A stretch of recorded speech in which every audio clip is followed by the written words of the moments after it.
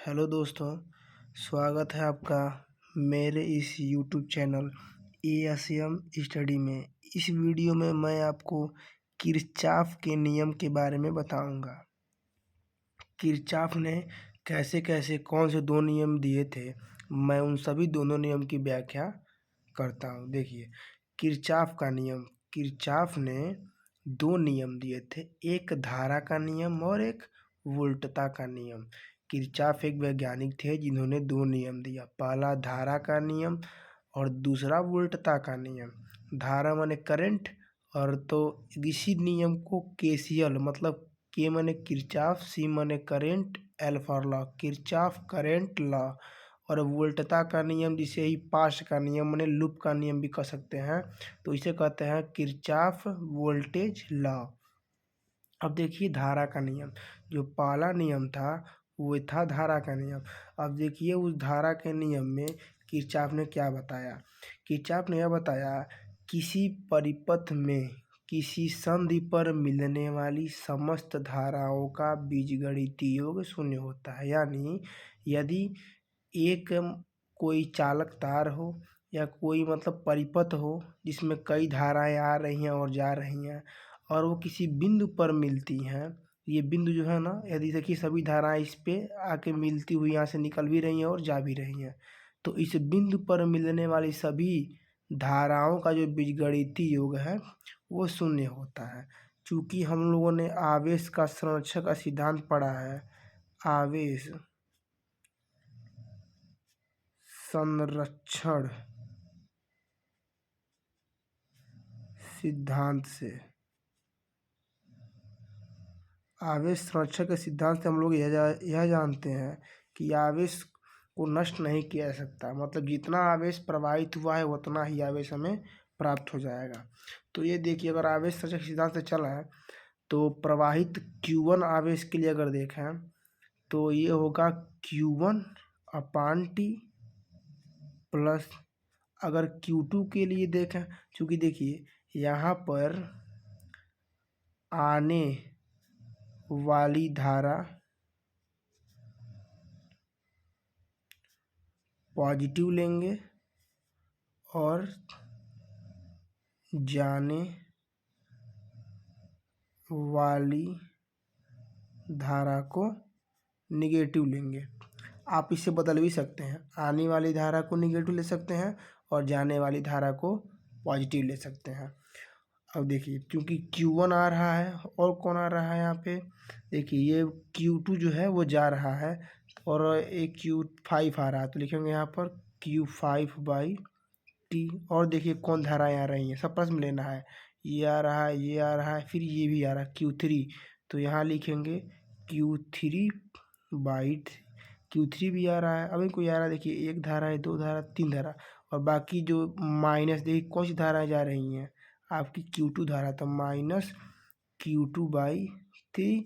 और देखिए ये एक जा रहा है माइनस Q4/T, और इन सभी का जो बीजगणितीय योग होता है, योग जो होता है वो शून्य होता है। अब देखिए ये अगर देखा जाए तो ये आपका क्या होगा, Q1/T1, ये आपका होगा I1। अगर ये देखा जाए तो ये आपका होगा I5। ये अगर देखा जाए तो ये आपका होगा I3। ये अगर देखा जाए तो ये होगा माइनस I2। ये अगर देखा जाए तो ये होगा माइनस I4। और ये सभी का जो बीजगणितीय योग है वो योग है जो वो शून्य हो सकता है।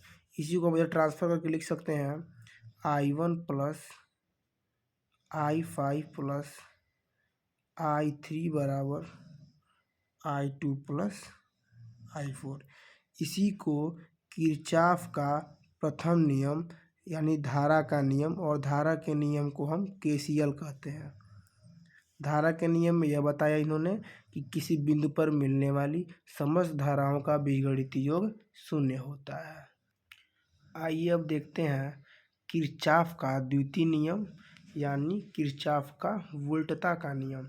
किरचॉफ का जो प्रथम नियम था वो नियम जो था वो धारा का नियम था, और दूसरा नियम उन्होंने दिया था वो वोल्टता का नियम दिया था, जिसे केवीएल किरचॉफ वोल्ट लॉ।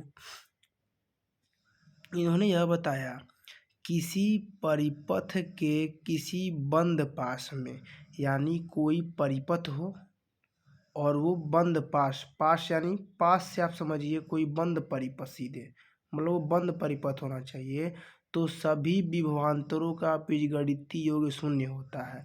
तो उन्होंने यह बताया कि कोई बंद परिपथ हो तो उसमें सभी विभवांतर, जितने भी विभवांतर होंगे उन सभी विभवांतरों का बीजगणितीय योग जो होगा वो शून्य होगा।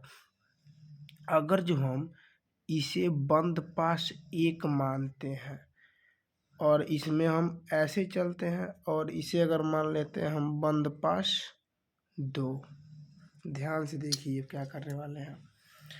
उन्होंने यह बताया कि जो सभी विभवांतरों का बीजगणितीय योग होता है वो शून्य होता है। अब देखिए, अगर जो हम बंद पाश, देखिए A B C E F A, जहाँ से शुरू करेंगे वहीं तक आना है, तो बंद पास A B E F A में, देखिए ए से शुरू किए हैं तो ए तक जाएंगे। तो अगर इसमें देखें तो हमारा देखिए ये हमारा आपका जो है प्रथम E1, इसे E1 बोलेंगे। अगर जो यहाँ से हमारी I1 धारा जा रही है तो वही I1 धारा यहाँ पे भी आएगी। अब देखिए, चूंकि यहाँ पर से 2 रास्ते मिल रहे हैं तो धारा यहाँ पे बट जाएगी। अब यहीं पे अब इधर से हम मान ले रहे हैं कि यहाँ से I1 धारा गई है और यहाँ से वो मान ले रहे हैं हमारी I2 धारा इसके कारण जा रही है, और I2 धारा जा रही है। दोनों जब मिलेंगे तो इस वाले वायर में हमारी I1 और प्लस I2 धारा प्रवाहित होगी। अब यही I1 और I2 धारा यहाँ आएगी, यही यहाँ आएगी, यही धारा यहाँ आएगी, I1 प्लस I2 धारा। अब देखिए, अब दोनों का मार्ग फिर बदलेगा, तो इसमें आपकी चली जाएगी I2 धारा और इसमें आपका चला आएगा I1 धारा, और फिर ये अपने रास्ते में देखिए मिल गए, I1 के रास्ते से ही चला गया। अब देखिए, अगर बंद पास इसमें चला जाए तो ए से शुरू करेंगे, तो ध्यान दीजिएगा हमको 2 चीज़, अगर जो प्रतिरोध हो तो धारा की दिशा में निगेटिव लेंगे। देखिए, चूँकि यहाँ से स्टार्ट करेंगे, यहाँ पर कोई प्रतिरोध नहीं है, और चूँकि देखिए हम प्लस से माइनस की तरफ जा रहे हैं, तो चूँकि जा रहे हैं माइनस की तरफ, तो माइनस की तरफ जाने की वजह से जो E1 होगा वो माइनस E1 होगा, क्योंकि हम लोग प्लस से माइनस की तरफ जा रहे हैं। अब देखिए थोड़ा से आगे बढ़िए, यहाँ आइए। देख, चूँकि धारा के विपरीत दिशा में जब हम लोग जा रहे हैं तो I2, और यहाँ पर देखिए I2 और I2, अगर इसमें से I2 यहाँ से इसको लेकर I1 लेकर आए तो देखिए I1 इधर जा रहा है और I2 इधर जा रहा है। तो हमने क्या बताया, अगर धाराएं विपरीत हों, अगर धाराएं विपरीत हों तो चिन्ह प्लस का लेते हैं, तो प्लस, और इसके लिए विभवांतर V बराबर I इंटू आर। तो I कितना है I2 और R कितना है R2। देखिए इस वाले पथ में जो प्रतिरोध है वो क्या है R2, तो विभवांतर जो लेंगे V बराबर I इंटू आर, तो I कितना है I2 और R कितना है R2, तो वही I2 और इंटू R2।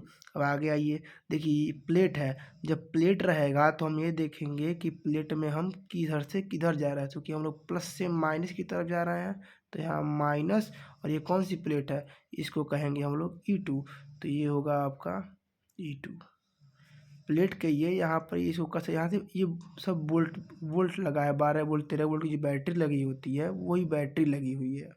-E2, चूँकि देखिए प्लस से माइनस की तरफ, और अब आगे बढ़ेंगे I2 I1 धारा देखी जा रही है, I1 और क्योंकि देखिए जिस रास्ते हम जा रहे हैं उसी रास्ते धारा भी जा रही है, तो अगर जिस रास्ते हम जा रहे हैं और उसी रास्ते धारा भी जा रही है तो हम चिन्ह निगेटिव लेते हैं। अगर इसके लिए विभवांतर निकालेंगे तो I कितना होगा I1 और R कितना होगा R1, और इसी का मान कितना होगा 0। इसको करते हैं इक्वेशन नंबर 1। इसी प्रकार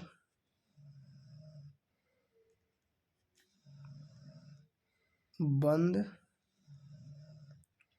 पाश 2 में अगर देखा जाए तो देखिए बंद पास में हम स्टार्ट करेंगे यहाँ से, तो ये आपका अगर R3 ओम है, R3 प्रतिरोध है, तो चूँकि दोनों एक ही दिशा में जा रहा है, मतलब ऐसे जा रहे हैं हम, तो यहाँ पे जो हो जाएगा I1 प्लस I2, और यहाँ पे क्या है आपका जो प्रतिरोध है वो R3 है।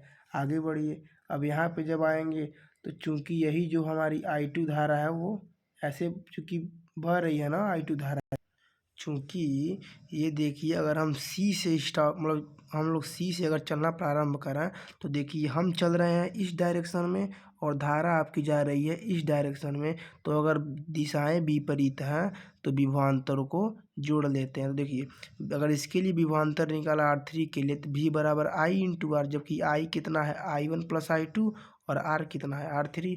फिर अब ऐसे आगे आइए, देखिए यहाँ भी हम जा रहे हैं इस डायरेक्शन में, धारा जा रही है उस डायरेक्शन में, तो इसके जो विभवांतर होगा वो भी प्लस में क्या होगा I2 और R2।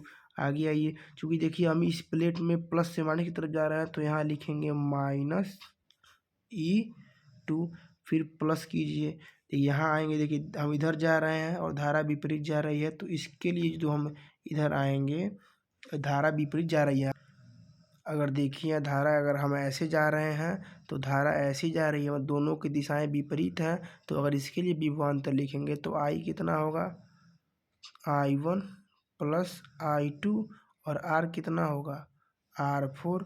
अब देखिए जब ऐसे आएंगे, चूँकि यहाँ देखिए जो हम जा रहे हैं माइनस से प्लस की तरफ जा रहे हैं तो प्लस, और इसको हम लोग मान लेते हैं ये हमारा E3 है, तो ये हमारा क्या हो जाएगा E3 और इसका मान भी क्या हो जाएगा 0 हो जाएगा। और यही है किरचॉफ का वोल्टता का नियम। किरचॉफ ने जो नियम दिया था वो यही नियम है। हम पहले एक पास के लिए समीकरण निकालेंगे और फिर द्वितीय पास के समीकरण निकालेंगे, और दोनों को हल करने पे हम I1 और I2 R1 जो हम दो परिपथ में दिया है उस परिपथ से हम उसका मान प्राप्त कर सकते हैं। और यही था हमारा किरचॉफ का नियम। अगर वीडियो पसंद आया हो तो लाइक कमेंट शेयर जरूर करें। थैंक यू, धन्यवाद।